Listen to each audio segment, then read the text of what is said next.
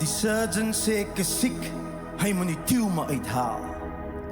Ek sê, hier is die lam, lei my na die slagpaal. Tree vir tree, ek sien het opdrand, want voetspore wys die weg deur. Ek is onbeweeglik. Ons is onbeweeglik.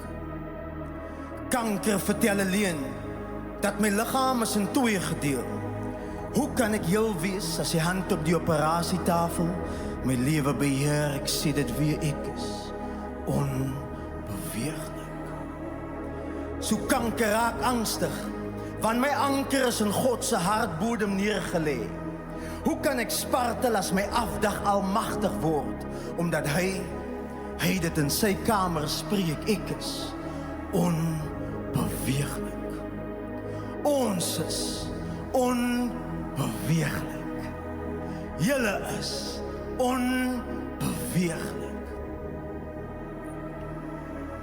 Wat jy by die punt van opgee, wat die blaai jou traan afvee, wat die pen het inhoudend nog 'n sin gee, wat disappointment in elke kamer van jou pen leef.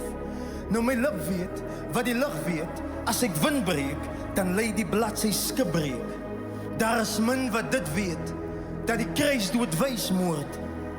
Maar genade is wat dit uitspreek, ons is onbeweeglik. Ek is onbeweeglik. Almal is onbeweeglik. Want ons is geroep om stil te staan in die teenwoordigheid van 'n vulkaan. Dis ooglopend as ek so kyk, dit vorm meer as 'n rivier, as 'n oseaan. Ek vul dit met aanvullende trane. My hart klop as 'n aardbewing, maar dit move my nie. Dit kos dat ek stil staan, ek's hardkoppig. My hart is 'n rots. Tussen die 70s en 90s, toes ek al rotsagtig. Mol swoppe raak agter, want my trane is rotse, dit rol agteraf. En ek weet ek is onbeweeglik, ek weet dit van alle kante af. So ek beskryf dit in sinne, dat ek meer as 'n mens is. Hier's 'n berg in julle midde.